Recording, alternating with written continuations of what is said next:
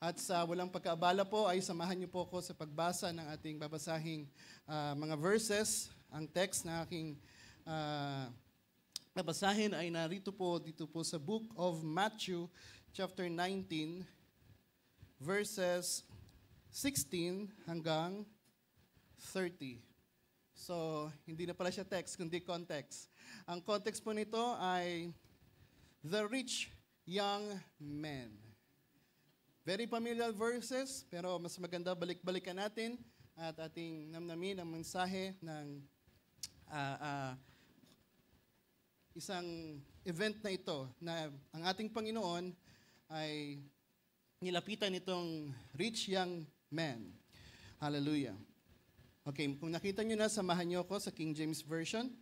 Matthew chapter 19, verse 16. And behold, one came and said unto him, Good master, what good thing shall I do that I may have eternal life? I want you to take note, ilagay niyo sa ating isip, sa ating puso, ang sabi ng taong ito, what good thing? It seems like na meron siyang talagang ipagmamalaki sa Diyos sapagkat meron siyang mga mabubuting ginawa. Hallelujah. At ang sabi dito sa verse 17, and he said unto him, Jesus said, Why callest thou me good? There is none good but one, that is God. But if thou wilt enter into life, keep the commandments. So, i-take note natin sa isip natin that there is a precept before the promise. What is the precept? Ito yung kalagayan na dapat na ma-unlock para makuha ang pangako. Ang sabi ng Panginoon, kung gusto mo talagang makapasok into life o magkaroon ng eternal life, keep the commandments. Well, sabi ng lalaking mayaman na ito, he said unto him, which Jesus said, Thou shalt do no murder, thou shalt not commit adultery, thou shalt not steal, thou shalt not bear false witness, honor thy father, honor thy mother, and thou shalt love thy neighbor as thyself. And the young man said unto him, All these things I have kept from my youth up, and what lack I yet? Wow! From the youth hanggang sa pagtanda niya, ay tunay na kanyang sinunod ang lahat ng mga bagay na yan. And verse 21, Jesus said unto him, If thou wilt be perfect, go and sell thou hast, and give to the poor, and thou shalt have treasure in heaven, and come and follow me. Meron ng another na makikita nating precept and promise. Okay. But this young man said, but when young man heard that saying, he went away sorrowful, for he had great possessions.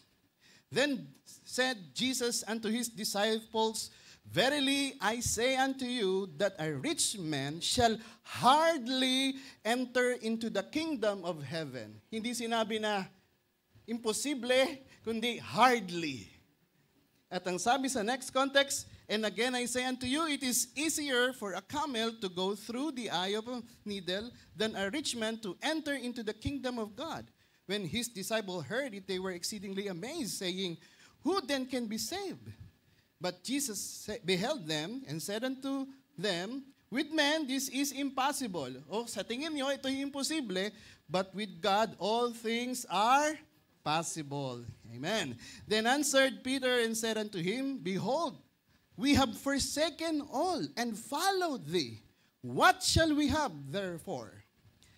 At ang sabi ni Jesus and said, verse 28, said unto them, Verily I said unto you, that you which have followed me in the generation when the Son of Man shall sit in the throne of his glory, you shall sit upon 12 thrones, judging the 12 tribes of Israel.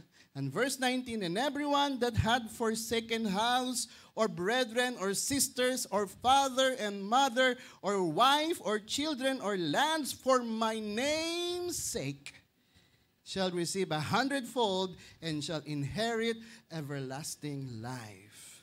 Let us say amen to the words of God. Amen. Hallelujah. Tayo po yung makakaupo sa umagang ito.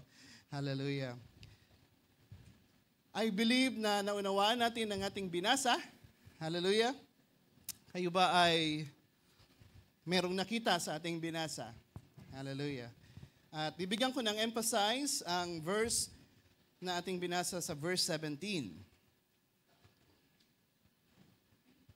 Pero bago muna noon, ang ating binasa, ang context ng rich young man ay makikita natin sa iba't ibang passages ng Bible.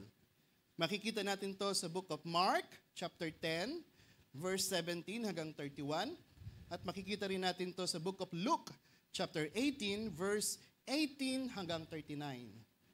At kumuha ko at highlight ko ang isang verse, katulad nandito sinabi sa Mark chapter 10, verse 17. And when he was gone forth into the way, there came one running and kneeled to him. So kanina, binasa natin sa Matthew ay seems like na very common kapag nakikita ang Panginoon. Pero dito sa book of Mark, itong rich young man na to ay grabe ang kanyang paglapit sa ating Panginoon. Remember, he is, sabihin natin, very rich. He came one running to Jesus. At nung nakita niya si Jesus, and kneeled to him. Lumuhod sa harap ng ating Panginoon. And asked him, Good Master, what shall I do that I may inherit this eternal life? Sometimes, kapag ang pastor ay nanawagan na maaring pumunta sa altar kung sinong gusto magpa-pray para nung gustong lumapit sa Panginoon. Sometimes ang iba ay hirap lumapit. Nahihiya. Pero itong taong ito, kilala niya ang Panginoon. He ran to Him at tapos lumuhod. Ganun ang kanyang pagkakilala at paglapit sa ating Panginoon. At this young man na to ay hindi lang ordinaryong young man na mayaman. But kung titingnan natin ang book of Luke chapter 18, verse 18, ang sabi doon, he is a ruler. Pag sinabing ruler, ito ay mayroong position, ito ay mayroong pinamumunuan o mayroon itong katungkulan.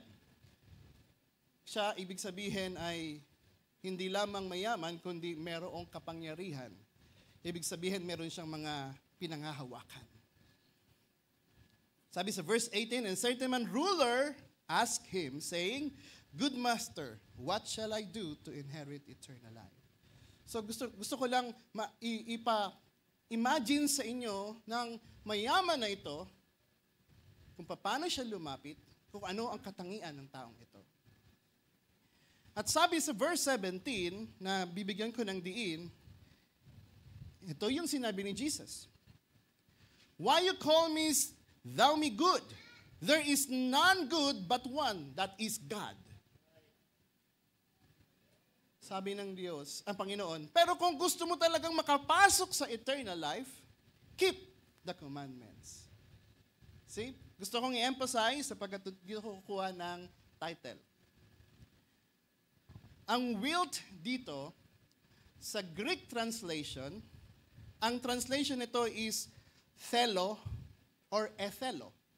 Ang ibig sabihin, ang meaning nitong wilt nito is to will, have in mind, intend.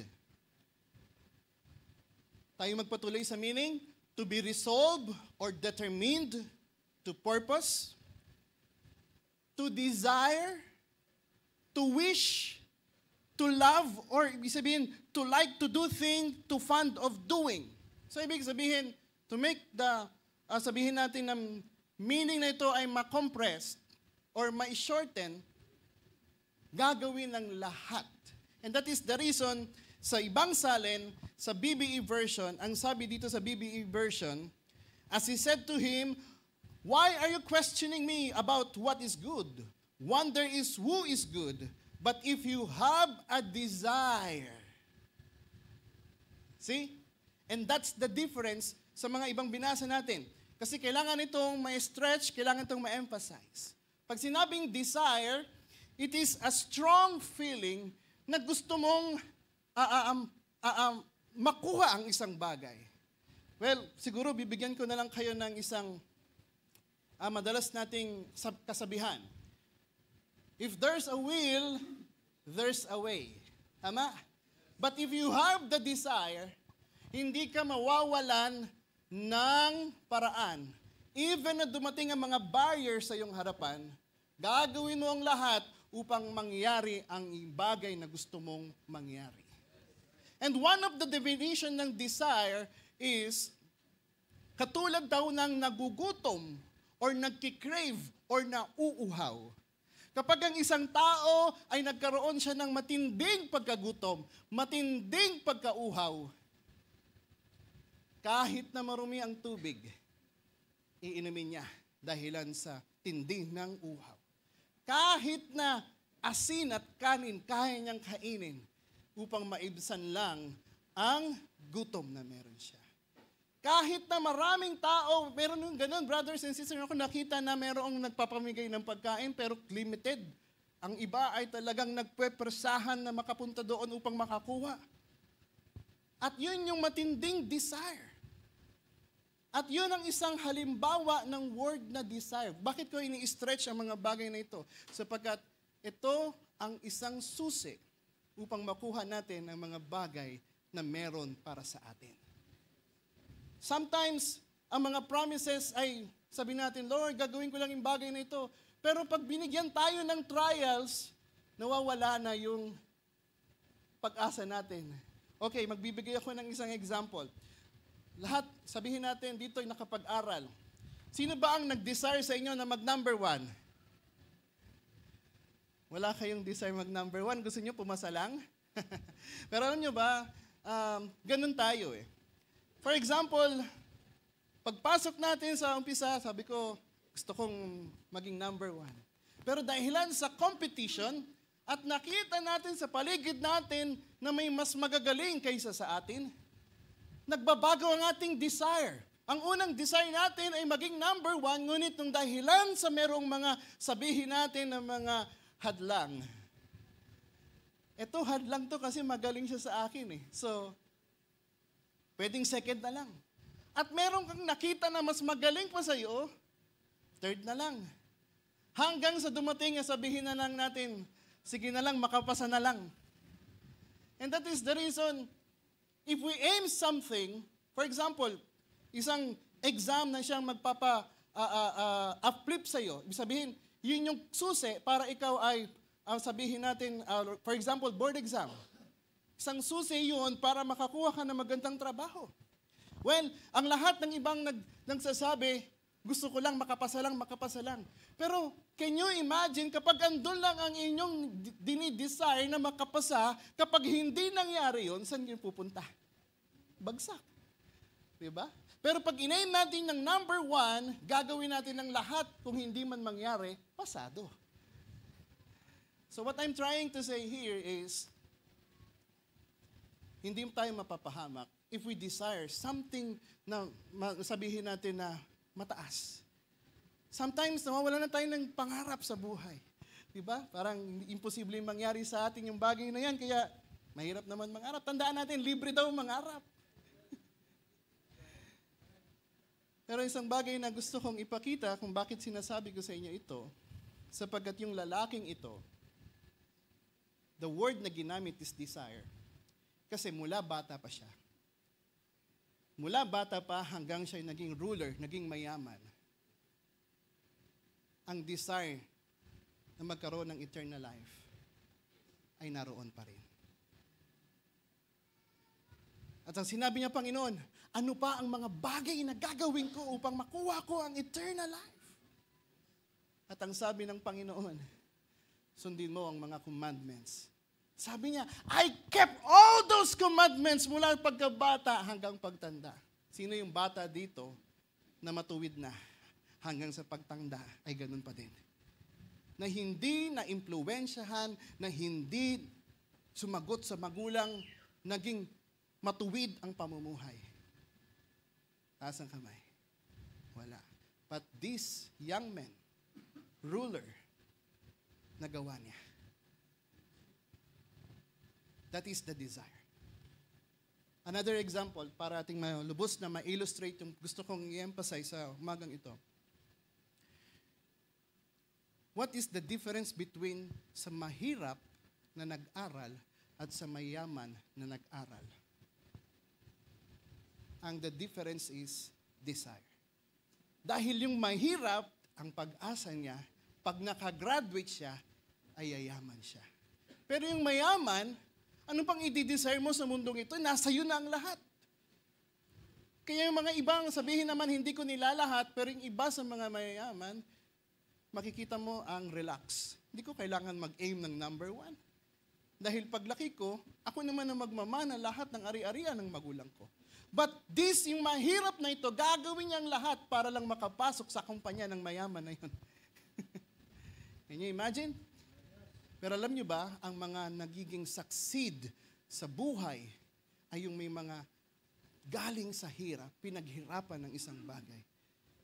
At hindi nawala ang desire. Bumagsak man sila, sabihin nila sa kanilang sarili, madaling bumangon sapagkat sanay ako sa nasa baba. Kung mayaman ka, bumagsak ka, meron pa kayang chance na makabangon? Dahil hindi sila nakaranas na mula sa mababa, hindi sila nagranas ng ganong hirap at sakripisyo, there's a tendency pag bumagsak, lagapak talaga at hindi na nakakabangon. Pero yung mga bumabagsak na galing sa hirap, madaling bumangon. Narinig ko ang patotoo ng ating mga kapatid, Sister Lisa at si Brother Leo. See? That's the difference. The desire. No matter na mga barriers na dumating sa harap natin, kapag nariyan ang desire, hindi yan magiging hadlang para ikaw ay huminto. At this young ruler na ito, ay ganoon ang kanyang desire. Alin-alin, Panginoon, sa mga commandments niyan, mula bata pa hanggang pagtanda, ay aking naigawa. Wow! Na-impress ang Panginoon. And that is why, meron siyang binanggit ulit sa verse 21. Sabi ni Jesus, okay. Very good. Sabi ni Jesus said unto him, if thou wilt be perfect. Sa ibang salin, sa BBE version, if you have a desire to be complete or to be perfect. This is, sabihin natin, katapus-tapusan na. Sapagkat sabi nga sa Bible, ang magkokompleto ng lahat, ang magpe-perfect ng ano tayo sa 1 Thessalonians chapter 5, kundi ang Diyos. Pero ang sabi dito, kung gusto mo pa talagang maging perfect, maging kumpleto, sabi ni Jesus, go get money for your property and give it to the poor and you will have wealth in heaven and come after me. Well, alam natin ang istorya. Hinamon siya ng Panginoon, sige, tingnan natin ang desire mo. Kaya mo bang gawin? Because of desire na magkaroon ka ng eternal life. At yun lang pala ang hindi niya nagawa para hindi siya maging fully succeeded or fully succeed sa buhay. Isa na lang. Can you imagine?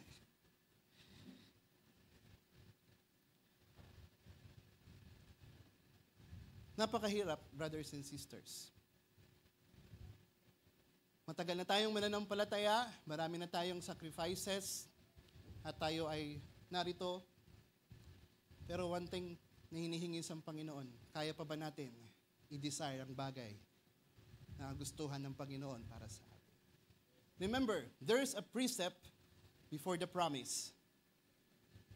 What do you mean precept? This is the unlocking or tinatawag nagiging susi para makuha mo ang bagay na para sa iyo. At ang promise, ang sabi doon, ulitin ko lang para maging ma-emphasize, ang promise, ang sabi ng Panginoon sa verse 28, sabi kasi ni Peter, iniwan na namin ang lahat at sumunod sa iyo. What shall we have therefore? Sabi ni Jesus, verily I say unto you, verse 28, that you which have followed me, mga sumunod sa akin, in the generation when the Son of Man shall sit in the throne of His glory, You shall sit upon 12 thrones, judging the 12 tribes of Israel.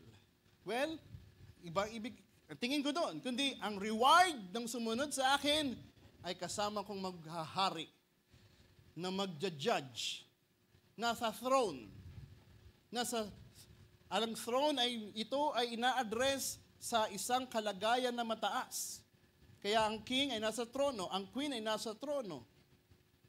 At sabi doon ng mga sumunod sa Panginoon, no matter na mga circumstances dumating sa ating buhay, pressure, depression, lahat ang ginawa natin ay sumunod pa rin sa Panginoon.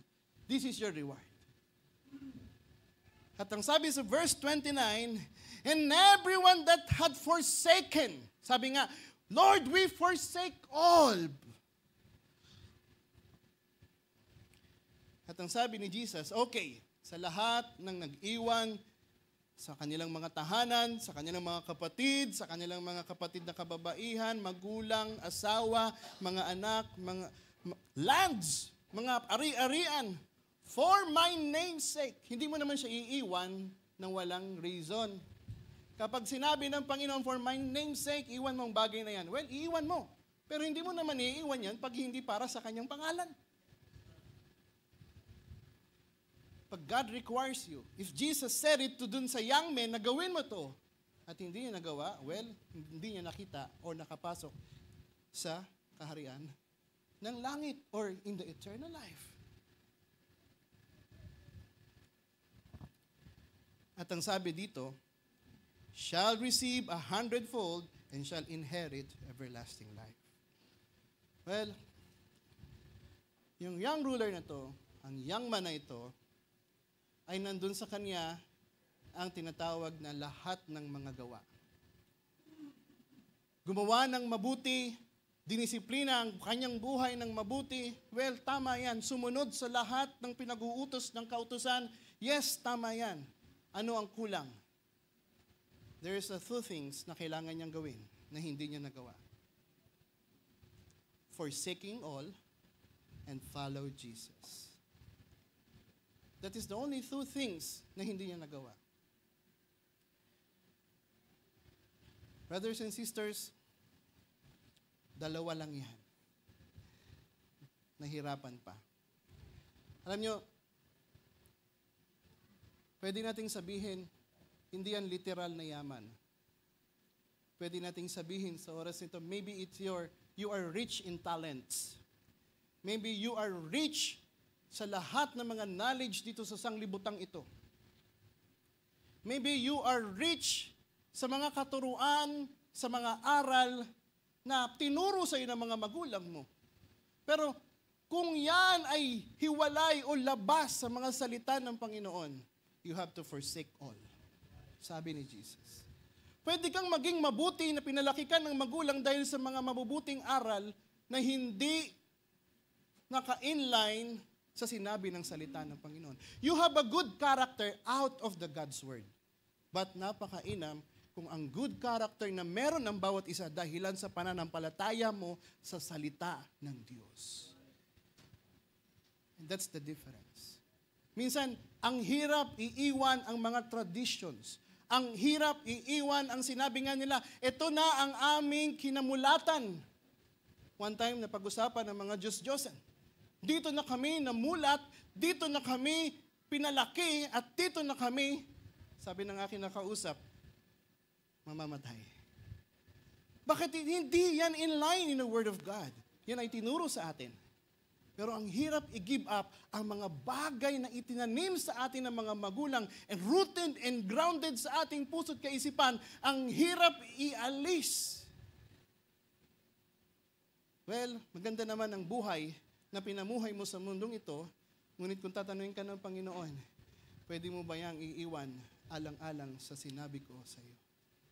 You are now sa kalagayan ng rich men or women. What will you do? Dahil rich ka. Sometimes, dadaling ko to sa mayroong mga aral na hindi naka-inline sa turo ng salita ng Panginoon na tinuro sa mga alagad na ibinigay ng mga alagad sa mga dinidisciples. In short, hindi turo galing sa mga apostol. Pero dahilan, yun ang kinamulatan, ang hirap ng i-give up. Tama? Kasi yun ang aking kinalakihan. Pero pag pinakita sa iyo ang katotohanan, kaya mo bang gawin? Now, it is, sabihin natin, you and Jesus na nag-uusap sa oras na ito. Ano yung mga bagay na mayaman ka na kailangan mong i-let go alang-alang sa sinabi ng salita ng Panginoon? Ang young man, ang dami niyang ginawang mabubuti, isang bagay lang hiningi sa kanya, ang literal na yaman. Pero hindi niya nagawa. Well, again, ibabalik ko ang kaisipan ng desire. Ang desire is, kaya mong i-let go ang lahat. Because, kapag hindi mo nakuha yung bagay na pinakakaasam mo na katotohanan ng pagkauhaw o pagkagutom, ikamamatay mo. That's the indicator kung bakit ka nagkikrave, kung bakit ka nagugutom, kung bakit ka nauuhaw, sapagkat pangangailangan mo yan. Pag hindi mo sinunod yan, ang kapalit nun ay consequences. Pwedeng mamatay. Pero kung yun ay pagbibigyan mo, at nariyan ang offer ng Panginoon, ang tinapay ng buhay, ang tubig ng buhay, pag yung inuman, it satisfies your soul. At ikaw ay mabubuhay. Well, gusto kong ipamagat ang aking pag-uusapan, sa ating pag-uusapan sa umagang ito, the word desire. Okay? Kinuha ko yan sa BBE version at kinuha ko sa Matthew chapter 19 verse 17 at saka sa Matthew chapter 19 verse 21. Ang sabi ni Jesus dito, if you have a desire. Diba? Ang ganda. Hindi niya sinabi na if you have, sabihin natin na you like, but ang ginamit niyang word dito is desire. Kasi, no matter dumating ng mga circumstances, pressure, troubles, afflictions, sorrows, dumating sa iyong buhay, kaya mo bang magpatuloy pa? You know what? Maganda ang isang ating madalas na napapakinggang mga storya sa Bible. Siguro, katulad lang siguro madali natin makatch up, ang desire ni Jacob na mapangasawa si Rachel. Alam natin yan. Yan ay mababasa natin sa book of Genesis chapter 29, ngunit hindi na natin babasahin ng lahat sapagkat it will consume maraming oras. Ngunit ang sabi dito, pinaka-context nito, si Jacob gusto niyang pangasawahin si Rachel sapagkat siya ay na love at first sight. Well, sabi ni Laban, okay, sige, ngunit kailangan mong mag-serve sa akin ng 7 years.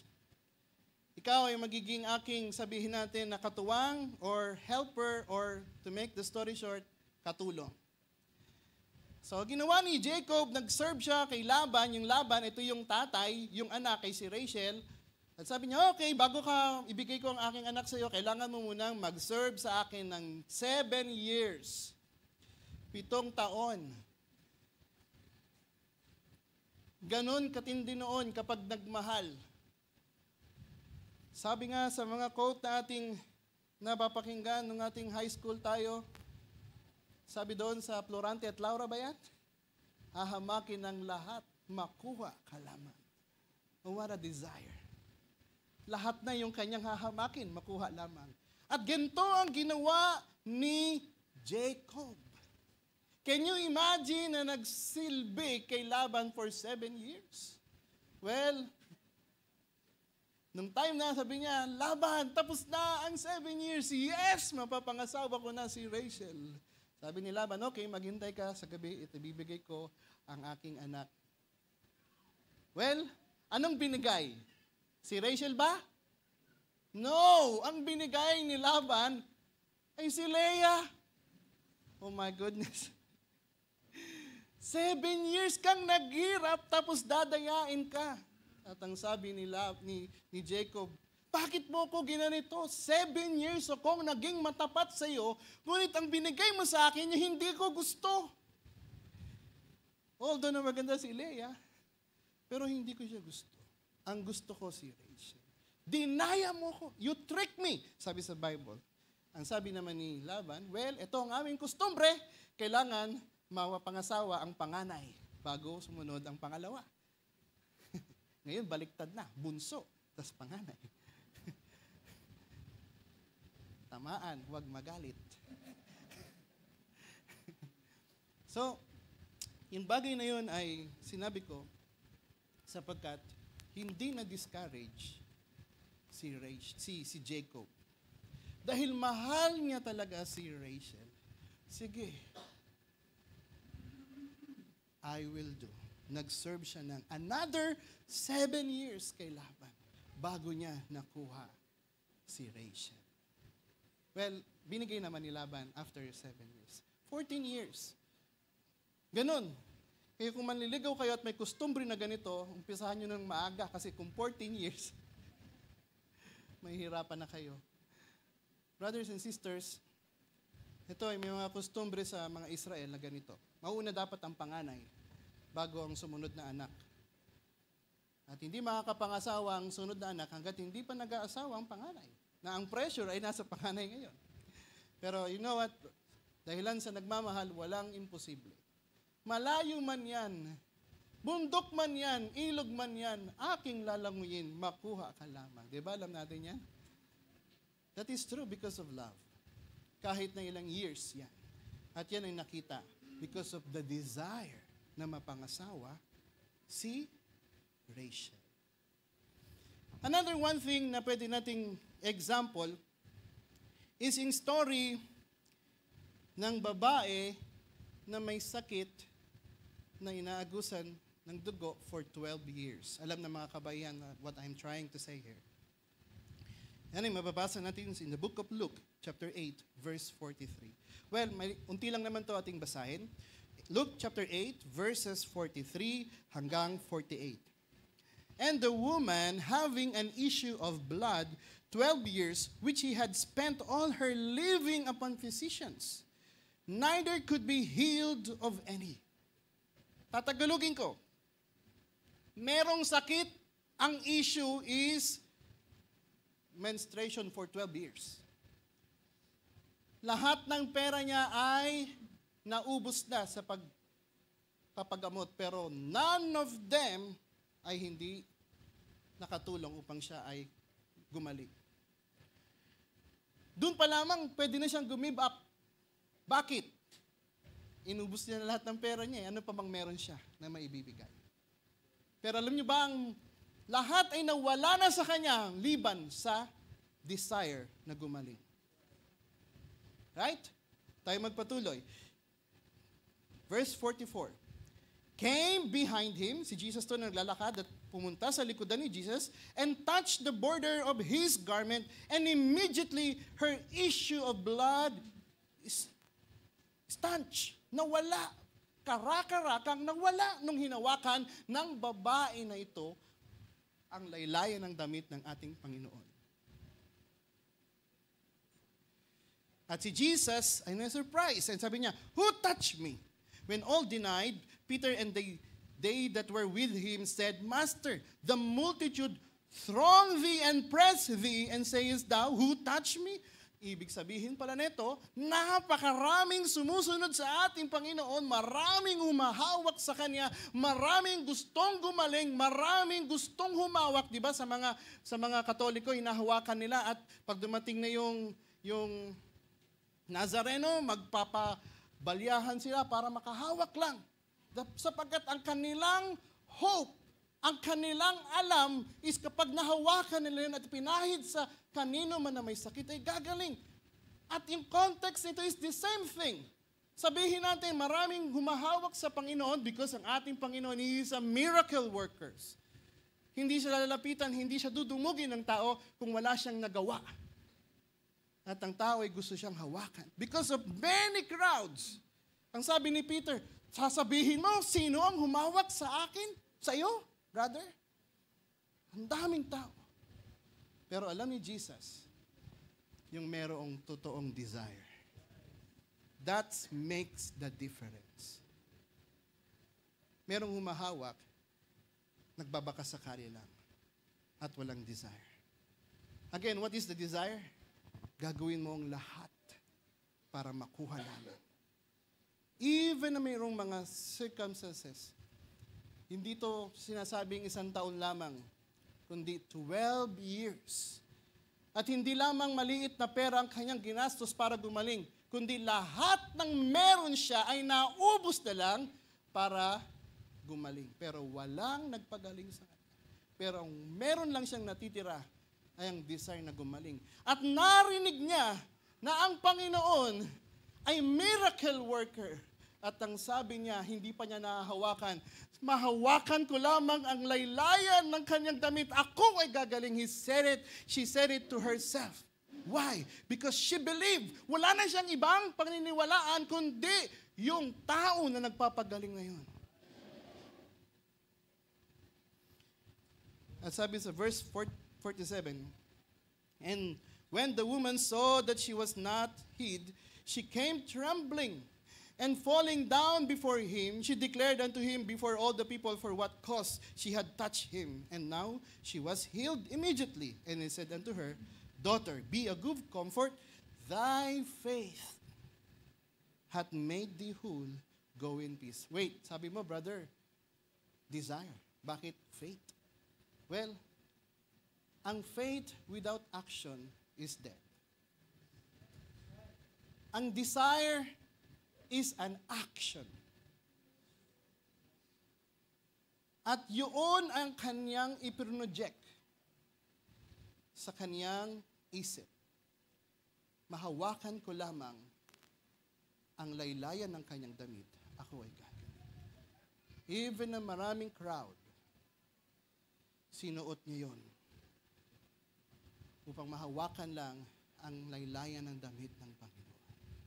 Because of that, siya ay gumaling. Okay, i-emphasize pa natin ang story. Ang babae na ito is 12 years na inagasan ng dugo. Can you imagine? Sabi sa book of Leviticus, chapter 15, verse 19, and if a woman have an issue, or meron period, menstruation, and her issue is her flesh be blood, you shall be put apart 7 days, and whosoever touch her shall be unclean until the even. Ibig sabihin, itong taong ito, babaeng ito, is unclean. Ang tawag sa mga merong ganong kalagayan sa kababaihan is unclean. Ang dapat daw sa mga kababaihan na yan ay hindi daw dapat hawakan, literally. Sapagat pag yan daw ay hinawakan, 7 days bago ka maging, or rather, whole day yata to, whole day ka bago maging malinis. Can you imagine? Well, pag meron tayong alam na kapatiran or kaibigan or kapitbahay na may sakit, mga ilang araw, medyo nagiging ilag na tayo. Tama. Let us say COVID. Pag nalaman natin COVID, hindi tayo nakikisalamuha dahil may sakit. Pero sa kustumbre nila, dapat ang mga babae kapag nasa ganong kalagayan ay nilalayuan upang hindi mahawa ng karumihan. And I do believe nung panahon na ito, siya ay pinanidirian ng kapitbahay niya. Kasi, siya ay unclean. At kapag siya ay nahawakan, sila ay magiging unclean. Para maging malinis sila, magtatago sila sa bahay, maglilinis sila, at lalabas lang sila after ng 1 day bago sila maging malinis ulit. Magkukulong. Imagine. That is the law. Huwag hawakan. Pero, alam ng babae na ito na may issue ng blood, na unclean siya. At ang pangit pa, lalaki pa, siya pa yung humawak. Tapos lalaki pa ang kanyang hinawakan. He break the law at nangahas pa siya na hawakan ng lalaki at ang hinawakan pa niya ay ang Panginoon. That is the design. Well, gusto ko lang i-illustrate. One time ay malilate kami sa flight. Dahilan malilate na, hindi ko na lang sasabihin kung sino yung kasama ko. So, I stop in the stoplight. Siyempre, by law pag pula, hinto. Well, dahil malilate na, sabi sa akin, brother, wala namang sasakyan, i-brake mo na, kundi malilate tayo. Otherwise, magpe-penalize siya ng malaki. Because of the desire na hindi malate sa flight, you will break the law. Kanina, ang aming speed ay maintain namin ng 80 kasi yun ang law, 80. Pero meron nagmumatuloy na gumaganon zigzag na more than 80 ang takbo. They break the law because of the desire na hindi malate sa kanilang paruroonan. At ang sabi ko, baka may flight yan, malilate. Sometimes people do that. Diba? Because ano man ang barriers, kahit law, batas ng pinag-uusapan dito, kapatid, kaya niyang i-break para lamang hindi malate. And this is kind of woman and ang kanyang action. She can break the law upang siya ay gumaling. At yung word na yan is desire. At yung word na yan na ginamit ng Panginoon sa young ruler. At ina-address din niya sa bawat isa sa atin. Do you still have the desire, brother? Kaya mo bang magpatuloy kahit mayroong mga humaharang sa iyo? Even na yun ba ay break ka ng law? Well, hindi ko naman tayo lawbreaker. Pero kung bakit ko in-address ito, hindi para tayo maging lawbreaker, kundi ipakita sa atin ng Panginoon kung anong bigat ng word na ginamit, na desire, na gusto niya, na ini-impart sa atin. What makes the difference? Desire. Sa dami ng humawak sa kanya, ang inuulit ko, na gustong gumaling, makuha ang atensyon, ay hindi pinapansin ng Panginoon. Gumaling lang, na naagaw ang kanyang pansin, nung mayroong humawak sa kanya na may desire. Nagbigay ako ng example based sa definition nating binasa. Brothers and sisters, yung desire na yan is makikita halos lahat through action. Why? Sapagkat babalik tayo kanina sa young ruler, bakit yung sinabi ng Panginoon doon sa young ruler? Sapagkat, ang young ruler na ito, ang kaniyang introduction, what good things shall I do? More in works, more in sabihin natin na achievement sa buhay ng paglapit niya sa Panginoon. Pero alam niyo ba ang nire-require ng Panginoon? Well, ang nire-require lang naman niya, forsake all for His name's sake and follow me. Yun lang ang nire-require ng Panginoon kung ating makikita at mababasa. Mabigat ba yun? Dalawang yun? Yung commandments nga, binanggit ng Panginoon. Pero after all these things, sabi ni Jesus, dalawa lang. Forsaking all for my name's sake and follow. Hindi mo na kailangan magbenta ng lahat ng ari-arian. Kung nakuha mo lang ang gusto ng Panginoon.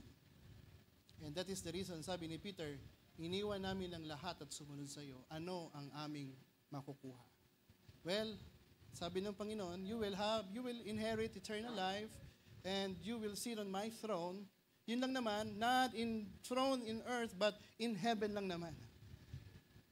See? That is the reward. That is the promise sa mga bawat. Ano ba ang pinupunto mo, Brother Philip?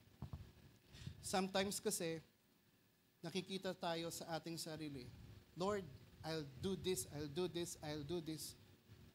Pero, ang nire-required ng Panginoon is ibigay mo ang lahat sa Kanya upang magamit ka niya. Huwag kang magtiwala sa yaman mo, kundi magtiwala ka sa akin. It's only a trust na pinapakita ng Panginoon. You cannot forsake all. Yaman, dito binanggit magulang, kapatid. Ano pa? mga lands.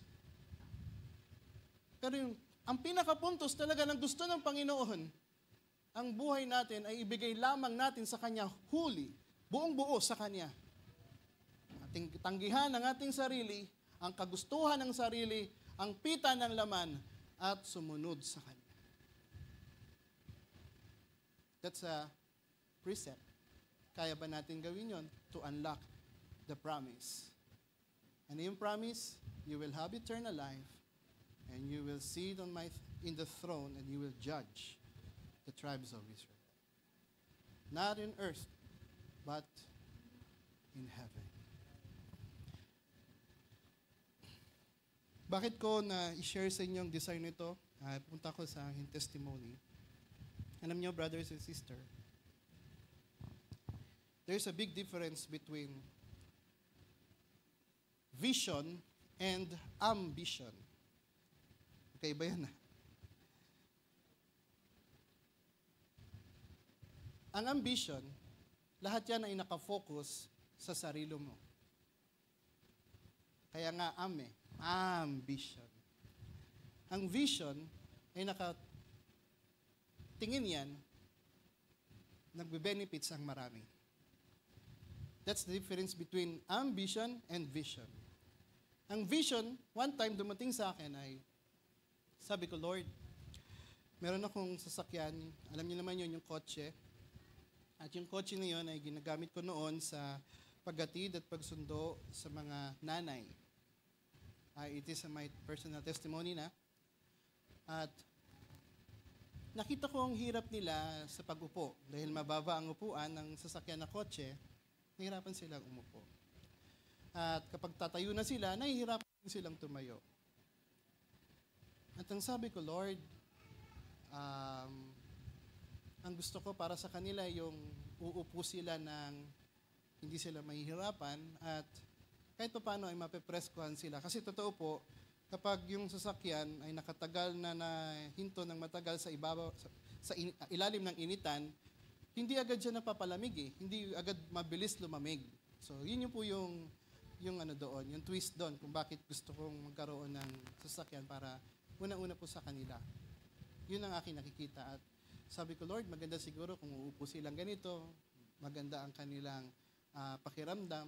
So that's nakikita ko in a near future. But sa aking sarili, titingnan ko kung paano to achieve that is napaka-imposible. Bakit? Kasi sapat lang ang kinikita sa trabaho at wala pang mga sinasabi natin on that time ay sabihin natin yung mga promo-promo, yung mga magagandang mga sabihin natin benefits na offer. Pero hanggang doon lang ako. Hanggang sa tinago ko lang sa aking puso yon at dumating ang mga panahon, meron akong isang kaibigan at sinakay ako sa kanyang sasakyan. Tapos yung kanyang sasakyan ay automatic na expander. Ang sabi ko, ganda ng sasakyan mo, bro. Sabi niya sa akin, gusto mo ba? Sabi ko, wala naman akong pera eh. Pwede bang installment? Hindi, sigurado, bibenta ko sa'yo 500K. Yun ay minention ko kay Pastor Ed, na i-mention ko yun one time. Na-mention ko rin sa mga brothers sa San Pedro. And that is why, sabi ko, yung 7-seaters o yung sasakyan na pinapangarap ko para sa mga nanay ay sabi ko, maganda siguro yung expander na nagkaroon na ngayon ng model. Pero yun nga, dumating ang pagkakataon na sabi ko, ang hirap naman mangyari. So, nandun lang sa isip ko. To be honest, ay itinago ko sa puso ko yon. Hanggang sa tumagal ang panahon, hanggang sa mga mga bagay na nangyari, pero nandun pa rin sa isip ko. Pero, kung iisipin ko, wala naman akong ginagawang katulad ng desire na katulad ng kay Jacob, katulad nung sa babaeng inagasan ng 12 taon ng dugo. Wala naman akong ganun. So, I don't know if it is desire or yun lang aking yung vision. Pero yun yung nasa puso ko na hindi mawala. Then, one thing na nangyari ay, nung hindi ko na iniisip, siguro, yung sasakyan ko ay baka si Leia pa lang. What I'm trying to say here, hindi mo talaga siya gusto, pero dahilan sabihin natin na ito pa lang yung kaya ko, edi Leia lang muna. Pero meron tayong dinidesire na Rachel. Diba? So, naituloy ko. So, ganun po yun. At sabi ko, Lord, sige lang, hintay lang pagdating ng panahon. Alam ko naman ikaw magkakaloob. Wala namang imposible sa iyo. Pero nai-realize ko, sabi ko, Lord, yung bahay binigay mo, second hand. Yung kotse binigay mo, wala akong binayaran, second hand. Yung mga appliances namin sa bahay, binigay sa amin, second hand. Baka pwede naman, brand new. So, mga naglalambing lang sa Panginoon. So, yun yung mga nasa isip ko lang. Pero lately, gaya ng sinabi ko, ano bang aim nyo dati? Gusto nyo mag-number 1. Pero dahil parang nakikita natin sa current situation na imposible, sabi ko, kahit ano na lang, Panginoon. Kahit hindi yung gusto ko nung una. So, gayon pa man, sabi ko, ma-serve lang yung purpose. Look at the vision. Ma-serve yung purpose. At minsan nga, nag-uusap kaming mga kapwa na mga kapatiran, sabi nila, ang problema ngayon sa Pilipinas, kaya dahil nagtatraffic, dahil ang daming sasakyan, dahil yung mga sasakyan ng mga 20 years, hindi pa pinipace out. Sabi ko, ouch. Yung model ng sasakyan ko, 2003, brother Lagpas na lang 20 years. Kaya talagang traffic dahil isa rin ako sa nagiging dahil dapat pinipace out na. So that's yun ang biruan lang namin. Pero sabi ko, hindi ko naman iniisip yan, brothers and sisters, to be honest. Siguro dumating ang pagkakataon, sabi ko lang, Panginoon, you know my heart desire. At alam mo naman ang aking ginagawa. Well, it's a simple verse at alam naman natin ang Book of Psalms. Sino ba nakakalam niyan? Book of Psalms. Sige nga, kayo nga mag-una. Psalms.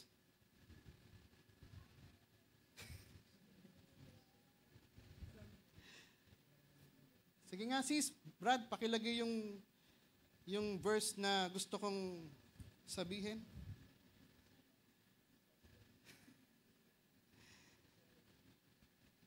Pag hindi nyo nakita yan, hindi ko sasabihin.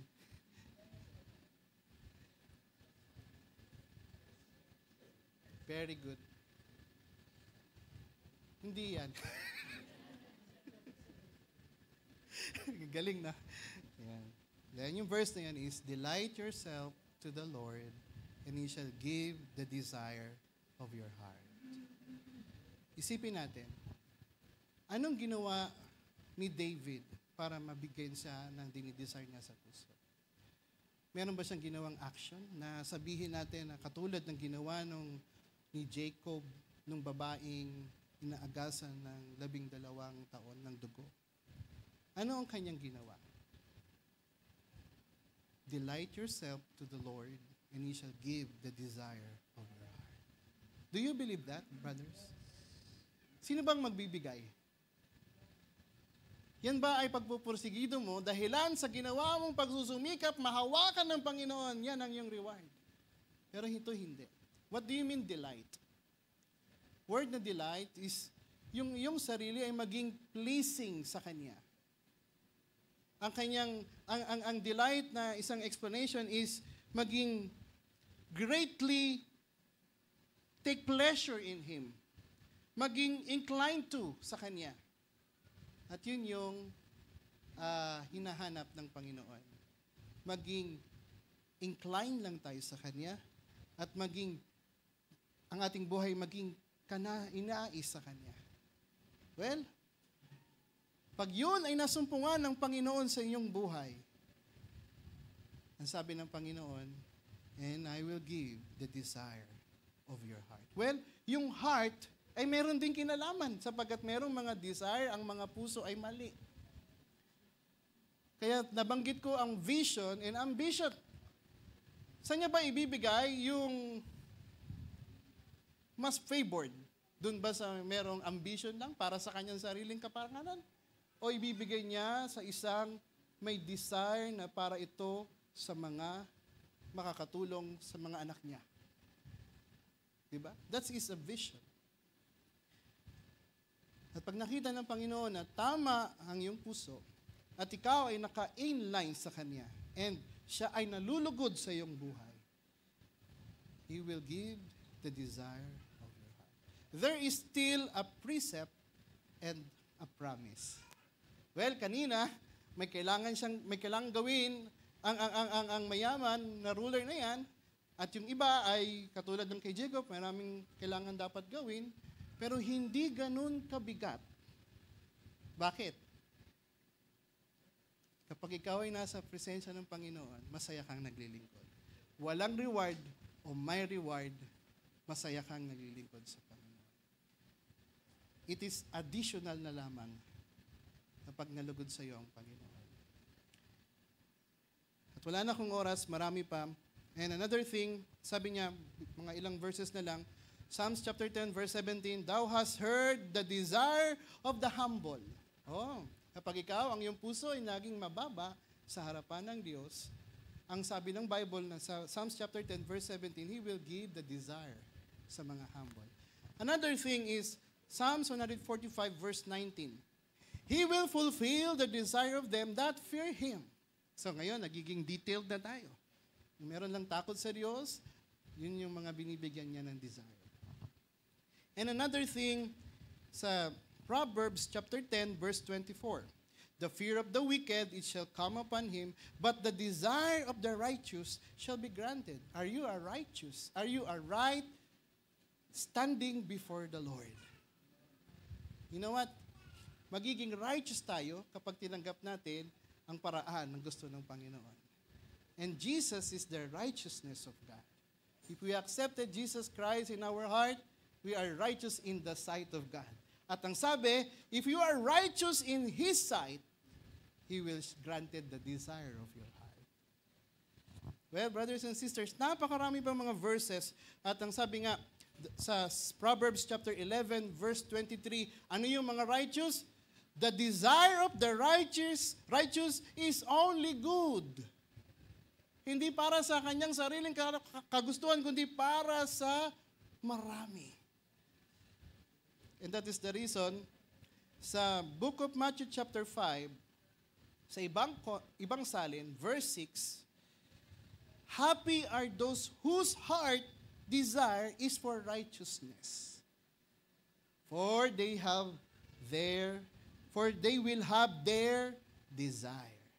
Well, yung context sa King James ay iba, pero nalaman natin, ang desire is similar na ikaw ay nagugutom ng labis at ikaw ay nauuhaw ng labis, at kapag yun ang pakiramdam, na para bagang walang-wala ng kundi makuha mo lang yung bagay na yan, that is the desire. Kaya that is the reason sa ibang salin, happy are those whose heart's desire is for righteousness. Yung ba ang ating desire, kahit hanggang mga oras nito? Maging righteous in the sight of our Lord. And the Lord give their desire. So marami pa mga verses, and ang aking testimony, pagpapatuloy ko, dumating ang panahon, pinahawakan ko lang, Lord, ko ano mo magbibigay eh. Binigyan mo nga ako ng bahay eh. Binigyan mo nga ako ng sasakyan. Yung bagong sasakyan, napakadali na lang sa iyo. So that's my kumpiyansa, no? Kasi naranasan ko ang bagay na yun. At dumating ang panahon, di naman ako naghahanap. Meron lang isang kapatid na naghanap para sa akin. At ang kanyang panalangin, Panginoon, itong taong ito, alam mo ang kanyang buhay, ibigay mo ang desire ng kanyang puso. Hindi ko naman pinapanalangin. Sabi ko, ano ba yung desire ng puso ko? Alam ko, ganito lang eh. So, dumating ang pagkakataon na hinanapan niya ako, Brad, ito ganito, offer, mura lang. At sinabi ko sa aking parents, well, ang sabi ng parents ko, o sige, basta ganyang kababa lang, second hand. Ayaw ko ng brand new kasi wala ka naman parking. So, walang parking, walang brand new. Ito, second hand. Sabi niya, okay. Hanggang sa dumating na kukunin na sana, pero sabi ng agent na unahan na kayo, sir. So, sabi namin, meron pa bang iba? Yung nag-offer ng iba, medyo may kamahalan. Tumakbo na ng 67,000 kilometers, kailangan ng 60,000 down payment, kailangan pa ng monthly for 4 years ng 20,000 pesos. Sabi ko, hindi mag-brand new na lang kung ganun. Total, pinayagan naman ako ng parents ko, wag lang daw brand new. So yung similar na idea is in-apply ko lang sa brand new. So sa ganung range ay nagkasundo at sabi ko yung pinakamura, sabi ko sa brand new, oh may offer. ganito, 58 down. Tapos nung minimension ko yung kumukuha kami ng second hand, sabi niya, sige sir, gagawin ko. 0 down payment, pero manual, tapos ganito yung offer, pinakamura. Ang sabi niya, sir, gagawa natin ng paraan. 0 down payment, tapos ganitong range, pasok sa gusto mo. Sabi ko, sige, sabihin ko sa parents ko. Akala ko, manual na, kasi yun yung pinakamura, yun din yung sabihin natin na 0 down payment. Hanggang sa dumating yung pagkakataon na sabi ng magulang ko, maganda siguro automatic na lang para pag umuwi kami, pwede naming i-drive. O sige, nagkasundo kami. At habang nagkakasundo kami, ini-inline ako doon sa desire ko nung una na makuha. Well, alam niyo na yung aking nakuha. Yung nakuha ko is dahilan din sa biyaya ng Panginoon. Hindi ko naman talaga hiningi talaga ng literal na sabihin natin na dinidesire. Araw-araw, gabi-gabi, pinapanalangin. Pero isang bagay lang aking pinanalangin noon. Sabi nga naman sa Bible, kung ano yung dinalangin mo, sampalatayanan mo na nakuha mo na, di ba? Na-receive mo na. Pero hindi pa nang talaga literal na hawakan. At yun yung time na dumating na po yung pagkakataon na yon. Wala na pong oras, may minuto na lang. At yun po, at nakuha ko po yung una kong dinesire. So, naging automatic, naging expander, at yung ganun, same na color na aking nakita noon, yun din yung ibinigay sa akin ng Panginoon. Kaya, to God all be the glory. Brothers and sisters, walang imposible sa Diyos. Kung ang kanyang bugtong na anak ay ibinigay niya, alang-alang sa bawat isa sa atin, how much more pa kaya yung mga literal, material things, mga bagay ng sanglibutang ito, lahat ng yan ay lilipas. Ngunit ang sabi ko, Panginoon, maranasan ko ang bagay nito bago ka dumating. Well, sabi ko, salamat, naranasan ko. At na-realize ko, malapit ka na pala talaga dumating. Well, di na nagbibiro ang panahon, marami na mga signs, pero kumustahin natin ang ating mga puso. At kung itutuloy natin sa ating ministry, sa ating buhay, paglilingkod sa Panginoon, ano ang dinidesire nyo para sa Panginoon? Ang desire nyo lang ba ay umupo at makinig? Ano bang desire nyo para sa Panginoon? That's the question na kayo lang ang makakasagot. At kapag yan ay mayroon na kayong desire, yan ay inyong pakanasain. Sapagat yung bagay na paglilingkod na yan is hindi para sa iyong sarili, kundi para sa kanyang kaharian. Tayo tumayo at tayo ay umawit. This is my desire. At binibigay ko po sa ating MC ang pagkatapos.